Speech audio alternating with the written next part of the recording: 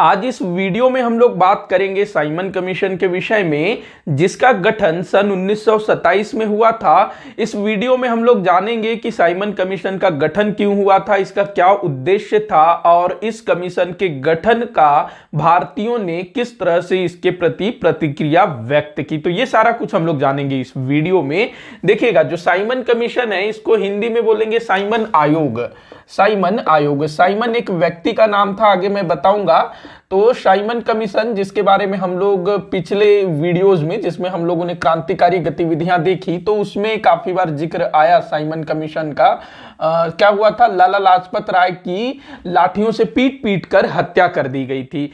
तो उसके बाद फिर जो क्रांतिकारी हैं उन्होंने फिर उनकी मौत का बदला लिया था, तो वो यही वाला साइमन कमीशन है। देखिएगा, इस साइमन कमीशन या फिर साइमन आयोग, इसका गठन हुआ था 8 अप्रैल 1927। काफी बार पूछा गया है, 1927 में इसका गठन हुआ और ये भारत पहुंचता है 1928 में, ध्यान रखेंगे। अब इसके गठन का उद्देश्य क्या था, इसको हम लोग पहले जान लेते हैं।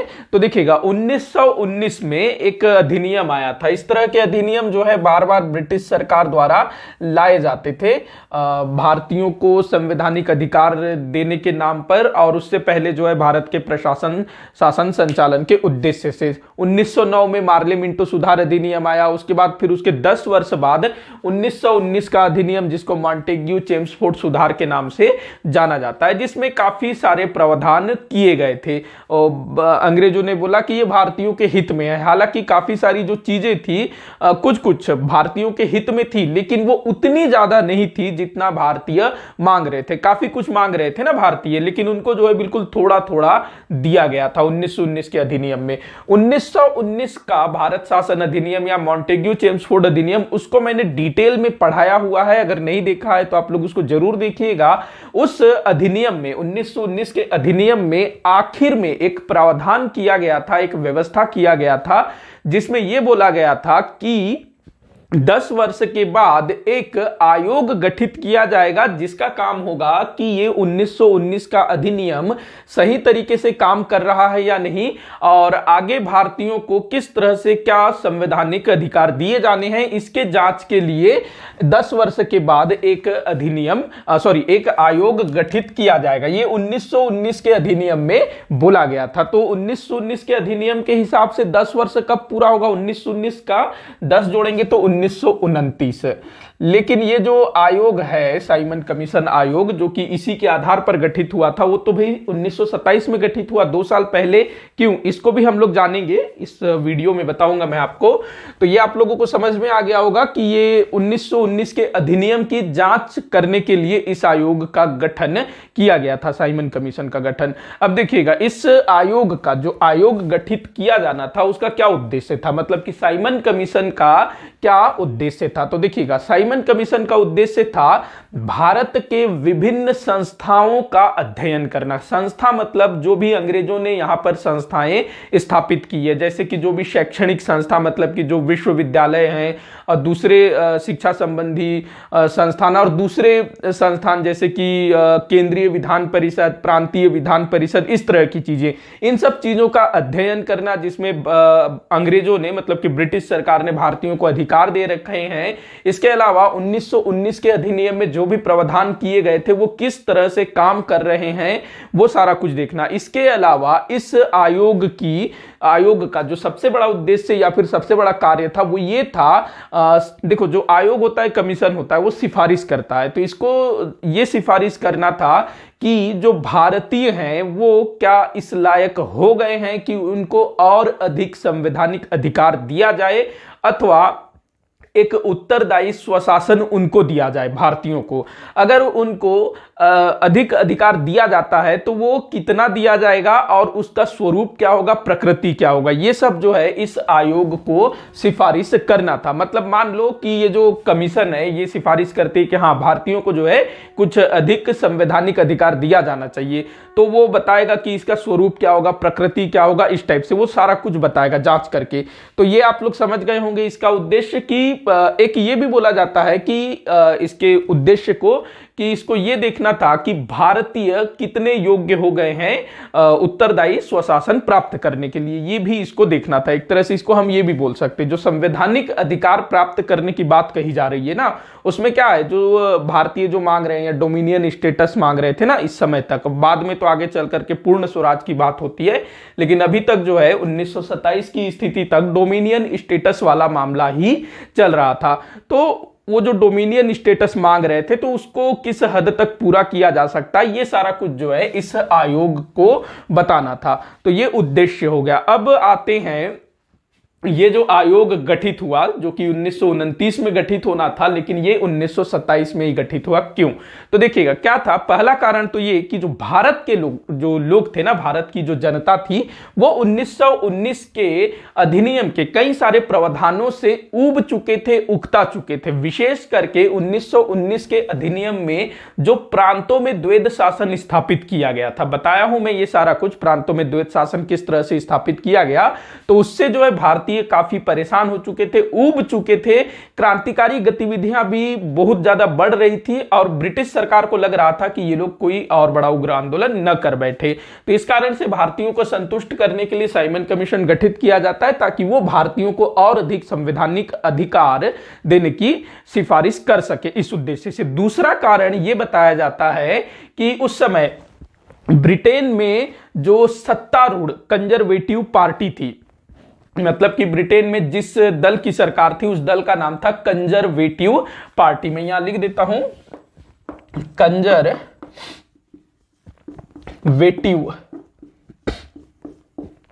पार्टी, इसको रूढ़िवादी पार्टी भी बोला जाता है। तो ये उस समय जो है सत्ता में थी, कंजर्वेटिव पार्टी।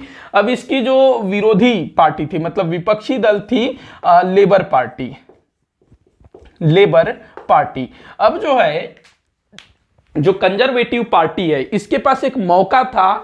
मौका क्या कि ब्रिटेन का जो सबसे बहुमूल्य उपनिवेश था, देखो जो भारत है वो ब्रिटेन का एक उपनिवेश था, और भारत से ब्रिटेन को बहुत प्रॉफिट होता था। और भारत के लिए ना जो ब्रिटिश सरकार है वो काफी अच्छा प्रावधान करती थी, अच्छी व्यवस्थाएं करती थी, ताकि भारत को वो खो न सके और भारत से अधिक उनको लाभ मिल सके। तो जो कंजर्वेटिव पार्टी है वो चाहती थी कि उसके शासन काल में ही ये जो 1919 के अधिनियम में जो आयोग गठित करने की सिफारिश की गई है, वो वाला काम जो है कंजर्वेटिव पार्टी के समय ही हो जाए। भारत के भविष्य के विषय में जो भी निर्णय लेना है, जो भी फैसला लेना है, वो हमारे पार्टी के कार्यकाल में ही हो जाए। उसको हम लोग आगे वाली सरकार, अगर आगे चल के लेबर पार्टी की सरकार बनती है, तो वो इस काम को करेगी। और उसका क्योंकि भारत को लेकर के काफी वहां अच्छा सोचा जाता था, भारत सोने की चिड़िया, वहां से काफी पैसा मिलता था। अगर ये उस काम को करेगी तो इसकी काफी वाहवाही होगी, अगर वही काम ये करेगी तो इसकी वाहवाही होगी। तो जो सत्तारूढ़ सरकार थी कंजर्वेटिव पार्टी, वो इस काम को, मतलब कि भारत के भविष्य का निर्णय लेने का जो काम था, उसको जो है अपना खुद करना चाहती थी, खुद वाहवाही पाना चाहती थी। क्योंकि ये भारत के विषय में कुछ अच्छा करेगी, मतलब भारत पर अपने पकड़ को और ज्यादा मजबूत करेगी, तो ब्रिटेन में इसकी वाहवाही होगी। तो ये जो है इस चीज को खोना नहीं चाहता था, इस मौका को, इसीलिए इसने जो है इस आयोग का गठन 1927 में ही किया। ध्यान रखेंगे इस चीज को। आगे बढ़ते हैं। अच्छा, इस आयोग का जो आयोग गठित किया गया ना, उसका ये जो साइमन कमीशन नाम रखा गया है, ये नाम नहीं था, उसका कुछ और नाम था। उसका नाम था विधिक आयोग। क्या नाम था उसका? विधिक आयोग। ध्यान रखेंगे, इसका आयोग का जो नाम है वो है विधिक आयोग। ये आपसे पूछा जा सकता है, भारतीय विधिक आयोग। भारतीय विधिक आयोग, ये जो है इस आयोग का असली नाम था, भारतीय विधिक आयोग। लेकिन इस आयोग के जो अध्यक्ष बनाए गए वो थे sir John Simon. Sir John Simon. इसी कारण इस आयोग को क्या नाम से ये लोकप्रिय हुआ, तो साइमन कमीशन के नाम से लोकप्रिय हुआ, मतलब कि साइमन आयोग।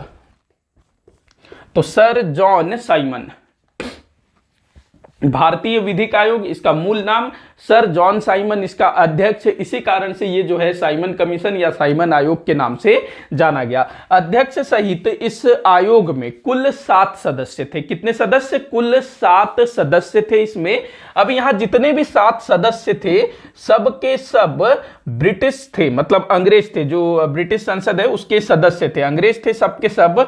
अब इस चीज से भारतीय काफी नाराज हुए कि भाई तुम जो है हमारे निर्णय का, हमारे भविष्य का निर्णय करोगे और उसमें कोई भी भारतीय नहीं है। तो इससे जो है भारतीय काफी नाराज हुए। जितने भी बड़े बड़े दल थे उस समय, कांग्रेस हो या फिर दूसरे दल हो, सब जो है इस बात को लेकर के नाराजगी व्यक्त करते हैं।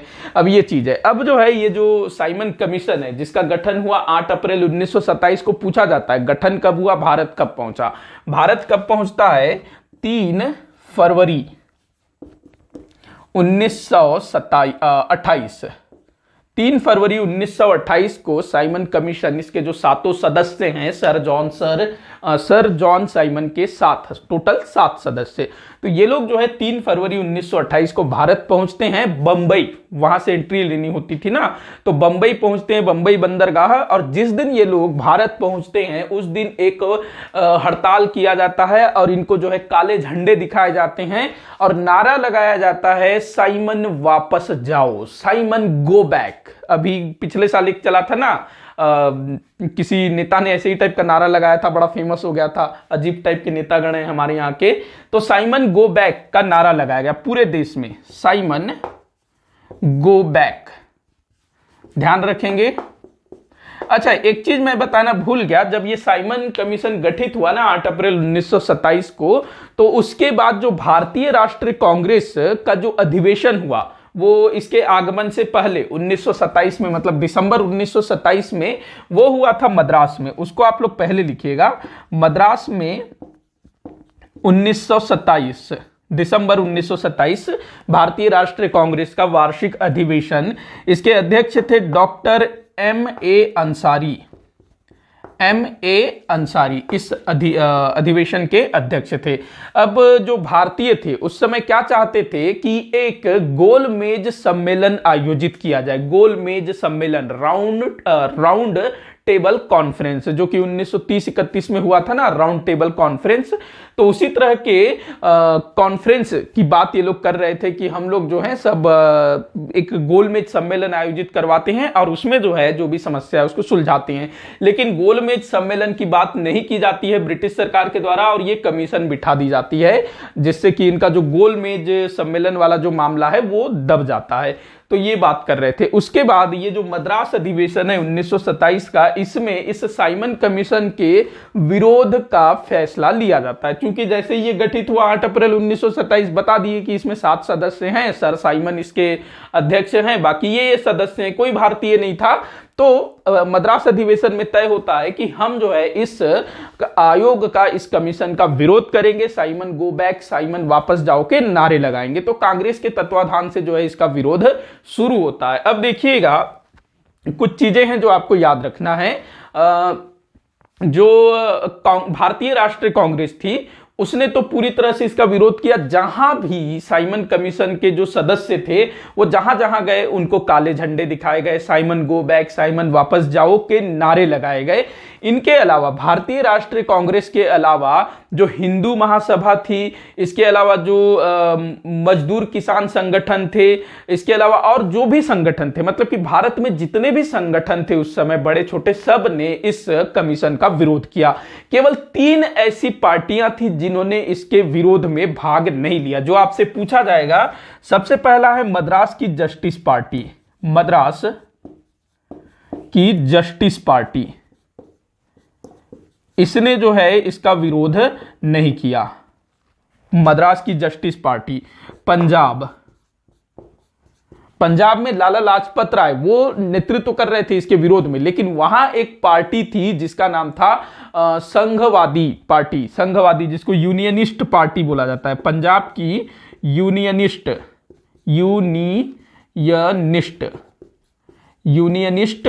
पार्टी, इसको जो है संघवादी पार्टी बोला जाता है हिंदी में।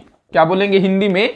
संघवादी पार्टी। तो आप ऐसे भी याद रखिएगा, कभी कभी इस तरह से भी उल्टा पुल्टा पूछ लेता है। तो संघवादी पार्टी, हाँ, संघवादी हाँ, संघवादी पार्टी, तो ये एक। उसके बाद मुस्लिम लीग, देखो मुस्लिम लीग ने इसका विरोध किया, लेकिन मुस्लिम लीग के अंतर्गत एक उसका एक गुट था, सफी गुट, मुस्लिम लीग के अंतर्गत था सफी गुट, उसने भी जो है इसका विरोध नहीं किया। सफी गुट ये मुस्लिम लीग के अंतर्गत थी। इसके अलावा मुस्लिम लीग के जितने भी गुट थे उसने जो है इसका विरोध किया। कांग्रेस ने विरोध किया, मुस्लिम लीग ने विरोध किया, हिंदू महासभा ने विरोध किया, मजदूर किसान संगठन जितने भी थे उन्होंने विरोध किया। इसके अलावा जो भी दूसरी पार्टियां थी छोटी मोटी, उन सब ने इसका विरोध किया। लिबरल फेडरेशन जो उदारवादी संघ था ना, उसने भी इस कमीशन का विरोध किया। इसके अलावा जो क्रांतिकारी थे उस समय के, उन्होंने भी विरोध किया था। लाला लाजपत राय के साथ जो भगत सिंह थे, चंद्रशेखर आजाद थे, मतलब कि HSRA वाले, उन्होंने भी जो है इसका विरोध किया था। क्योंकि देखो भारतीयों के बारे में आप बात कर रहे हो और उसमें एक भी भारतीय नहीं है। इस चीज से भारतीय लोग गुस्सा थे कि भाई अंग्रेज लोग बैठ के भारतीयों का फैसला करेंगे तो वो तो अपने हिसाब से करेंगे ना, भारतीयों का फैसला कर रहे हो तो कुछ भारतीयों को तो शामिल करो कम से कम, लेकिन ये जो है नहीं किया गया। तो इन तीनों का नाम आप लोग याद रखेंगे, मद्रास की जस्टिस पार्टी, पंजाब की यूनियनिस्ट पार्टी और मुस्लिम लीग के अंतर्गत सफी गुट, इन तीनों ने जो है इसका विरोध नहीं किया। बाकी मुस्लिम लीग हो या हिंदू महासभा हो, लिबरल फेडरेशन हो, सब ने जो है इसका विरोध किया था। अब देखिएगा कुछ घटनाएं हम लोग देख लेते हैं, जैसे कि पंजाब में क्या हुआ था, 30 अक्टूबर 1928 लाला लाजपत राय जी ने वहां पर एक जुलूस निकाला उनके नेतृत्व में। तो वहां क्या होता है, जो जेम्स ए स्कॉट जो कि उस समय लाहौर का पुलिस सुप्रिटेंडेंट था, मतलब सुप्रिटेंडेंट ऑफ पुलिस SP, तो उसने जो है वहां पर लाठीचार्ज का आदेश दे दिया और स्पेशली जो लीडर है मतलब कि लाला लाजपत राय, उनको जो है पीटने का आदेश दिया जाता है। और लाला लाजपत राय वो जो है 18 दिन के बाद 17 नवंबर 1928 को हॉस्पिटल में उनकी डेथ हो जाती है। उसके ठीक एक महीने बाद 17 दिसंबर 1928 को जो हमारे क्रांतिकारी भाई थे, भगत सिंह हो गए, राजगुरु हो गए, सुखदेव हो गए, जय गोपाल हो गए, चंद्रशेखर आजाद हो गए, ये सब मिल करके जो जेम्स ए स्कॉट था उसको मारने की प्लानिंग करते हैं। लेकिन गलती से जो है जॉन पी सॉन्डर्स जो कि उस समय लाहौर का ASP था, असिस्टेंट सुप्रिटेंडेंट ऑफ पुलिस, उसकी हत्या कर दी जाती है। तो ये जो है इसी साइमन कमीशन से जुड़ा हुआ था। तो लाला लाजपत राय जी का जो डेथ हुआ था वो इस साइमन कमीशन के विरोध के कारण। उसके बाद दूसरा चीज याद रखिएगा, लखनऊ जो उत्तर प्रदेश में है, यहां पर दो प्रसिद्ध नेता, उनको जो है लाठियां खानी पड़ी थी। एक थे पंडित जवाहरलाल नेहरू और दूसरे थे गोविंद वल्लभ पंत। ये दोनों को जो है वहां भी पुलिस वाले भयंकर लाठियों से पीटते हैं। जैसे कि लाला लाजपत राय जी के ऊपर लाठियों की बौछार हुई थी, वैसे ही पंडित जवाहरलाल नेहरू और गोविंद वल्लभ पंत को भी साइमन कमीशन के विरोध करने के कारण वहां पुलिस द्वारा उनकी पिटाई की जाती है। तो ये आप ध्यान में रखिएगा। तो ये कुछ चीजें थी जो आप लोगों को ध्यान रखना है। इसके बाद देखिएगा, ये जो साइमन कमीशन थी जिसको यहां पर जांच वगैरह करना था, तो ये अपना काम करती है विरोध होने के बावजूद भी, और अपनी जो रिपोर्ट है वो पेश करती है 27 मई 1930 को। 27 मई 1930 इस साइमन कमीशन का बहुत ज्यादा विरोध हुआ था, लेकिन इसके बावजूद भी इस कमीशन ने जो भी रिपोर्ट प्रस्तुत की, जो सिफारिशें दी, उनमें से काफी सारी चीजों को 1935 के भारत शासन अधिनियम में शामिल किया जाता है। ये चीज भी आप लोग ध्यान रखेंगे।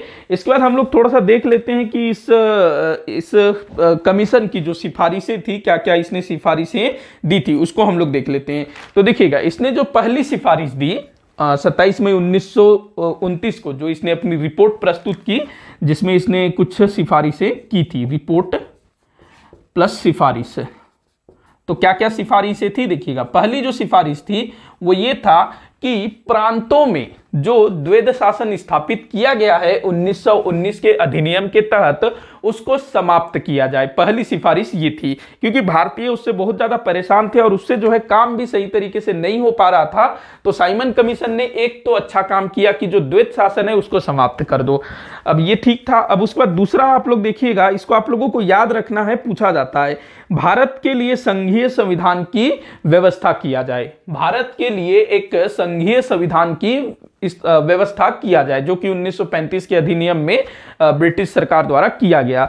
तो ये चीज था, ये दूसरी सिफारिश। उसके बाद देखिएगा, केंद्र में भारत के लिए संघीय संविधान होना चाहिए, केंद्र में भारत के लिए संघीय संविधान होना चाहिए, ये बोला गया। अगला है तीसरा, उच्च न्यायालय को भारत सरकार के नियंत्रण में लाया जाए। जो उच्च न्यायालय मतलब जो सर्वोच्च न्यायालय है ना, सुप्रीम कोर्ट, उसको भारत सरकार के नियंत्रण में कर दिया जाए, ये इसने सिफारिश की। इसके बाद अगला है, बर्मा को भारत से अलग किया जाए। बर्मा, म्यांमार, जिसको 1885 में लॉर्ड डफरिन के समय में भारत संघ में मिला दिया गया था, ब्रिटिश भारत में। तो इसमें सिफारिश की गई थी कि जो बर्मा है उसको आप अलग कर दीजिए, उसका प्रशासन अलग करिए। इसके अलावा दूसरा चीज इसी में यह बोला गया था कि उड़ीसा और सिंध को अलग प्रांत का दर्जा दिया जाए, ये इसमें सिफारिश किया गया था।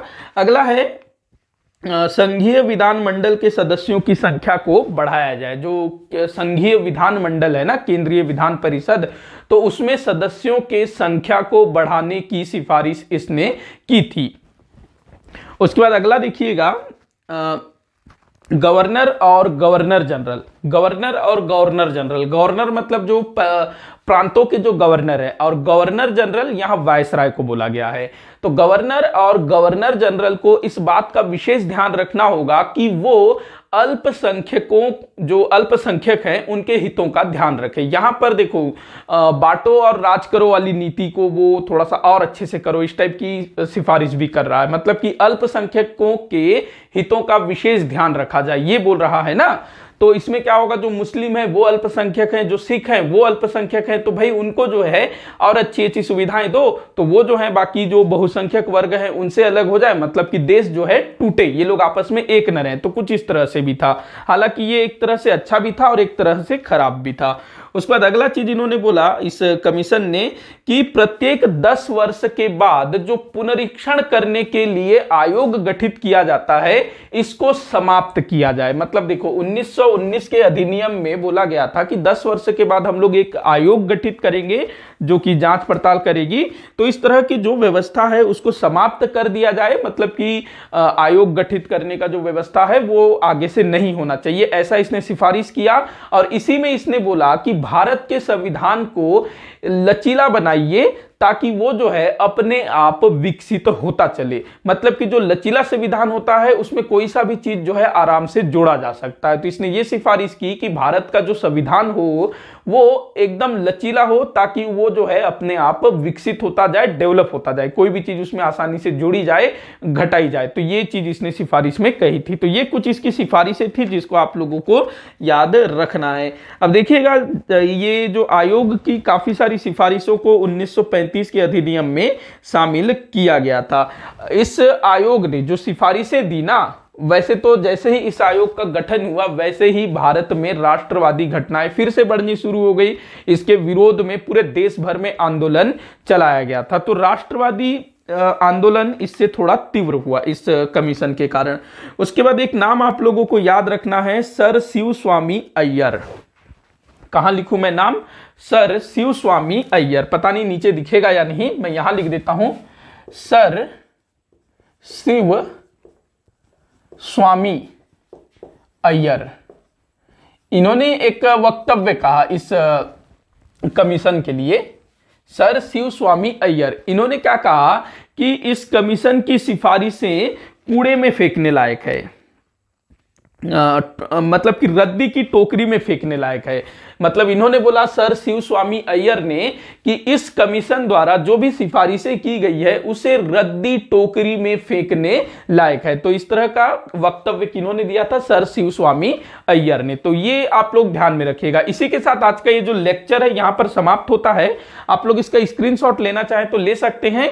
इसके बाद हम लोग अगले वाले वीडियो में ना नेहरू रिपोर्ट देखेंगे, जो कि पंडित मोतीलाल नेहरू जी बनाते हैं भारत के संविधान वगैरह निर्माण करने के लिए। उसके बाद फिर जो मोहम्मद अली जिन्ना हैं वो भी अपने 14 सूत्रीय मांगे रखते हैं, जो कि इसी साइमन कमीशन के बाद आता है। वो भी काफी इंपॉर्टेंट है और हम तुलना भी करेंगे साइमन कमीशन की जो भी व्यवस्थाएं थी, जो सिफारिशें थी, और नेहरू रिपोर्ट में जो बातें कही गई थी उसको हम लोग तुलना करके भी देखेंगे। तो वीडियो आप लोगों को अच्छा लगा हो तो लाइक जरूर करिएगा, शेयर करिएगा। वीडियो को आखिर तक देखने के लिए बहुत बहुत धन्यवाद।